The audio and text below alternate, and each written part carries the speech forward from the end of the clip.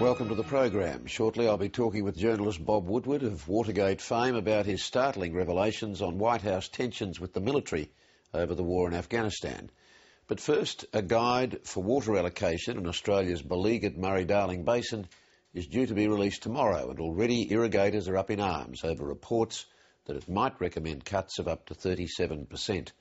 Irrigators warn that cuts of this size could send whole communities to the wall in Australia's most productive agricultural land.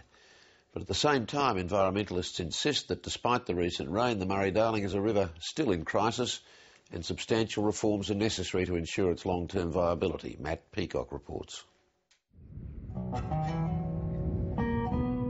I'm told it's 2002 when the mouth of the Murray closed, and to see it flowing now is something that brings a whole lot of optimism to a whole lot of people. For the Federal Water Minister, Tony Burke, that optimism's tempered by the knowledge that Australia's biggest river system remains under threat. While we have a reprieve at the moment, we still have a situation where there is over-allocation of water resources up and down the length of the basin. Upstream in the Murray-Darling Basin are the farms that produce more than a third of Australia's food, mostly for export. 2/3 of the nation's irrigated land is here, and it's those irrigators who for months have been anxiously awaiting details of a new water plan for the basin's future.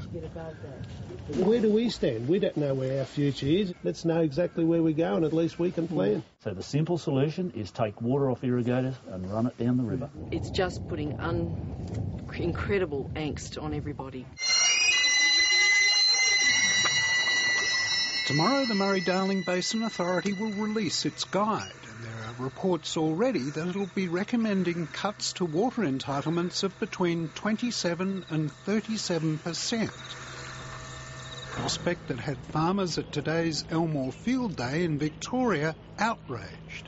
We'll just have to wait and see if there's enough steel in the farming community to stand up for their rights and protect what they really are entitled to.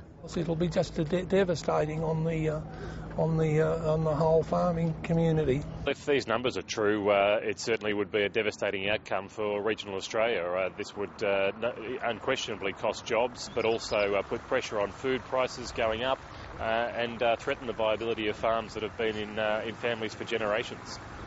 But the plan's likely to reward the more efficient irrigators. We don't need farmers all throwing their arms in the air and saying, oh, that's a 40% cut or a 30% cut or whatever, because that's not exactly how it's going to roll out. We know that.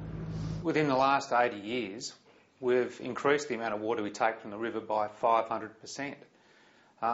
We are unsustainable in how we use the river. It has to change.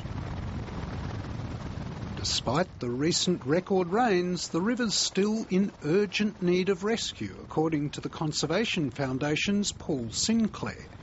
We've lost 90% of floodplain wetlands, hundreds of kilometres of dead river egg gum. It's crucial that we get the solution right now. Irrigators too agree there's a problem and that reform's necessary, but Irrigators Council CEO Danny O'Brien warns that a $15 billion industry is at stake. Pretty much every Australian is touched every day by a product that's produced through irrigation. And so we've got to get that balance right. Yes, we need a sustainable system. This is overcorrecting in favour of the environment, and it's going to cause enormous pain right throughout the country. What we all know is that the system has not been working in the last decade or two. We have a crisis, and if we have another long dry period, we'll go back and have another crisis unless we get this right. Communities can't afford that. The river can't afford that. Australia as a nation can't afford that. The key is to get a plan that can deal with the good times and bad, believes Adelaide University's Professor Mike Young. The world's littered with rivers that don't work, really big rivers that are in states of crisis. The rest of the world is looking to Australia to see if we're one of the first nations in the world that can take a river which has been in crisis and turn it into one that's healthy. The The Murray Darling Basin Authority was established with bipartisan support, but already the opposition's spokesman Barnaby Joyce is attacking the reported proposed cuts. This would bring immense economic hardship and social dislocation to many towns, especially in the southern part of the basin. But what happens to the lady with the mortgage in the house, or the person with the fuel station, or the person who owns the pub, or the person who owns the general store, or the teacher who moved there? What happens to these people whose lives are turned upside down? Everybody wants to see that we have a healthy river. We also need to be mindful of the importance of food production. We need to understand the impacts on regional communities. All of these issues are part of the consultation, and I'd encourage everybody from Friday afternoon on to get involved.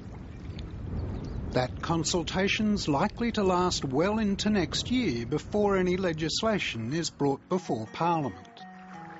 We need people to get out there and have their say. Whether they support the plan or don't support the plan, they should come along to the public information sessions, make sure that we get the right outcome. We've got $9 billion sitting on the table already. That is unprecedented in Australia's history, to have the amount of money, the bipartisan support to support water reform.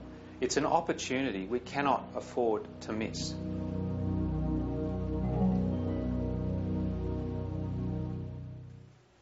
That report from Matt Peacock.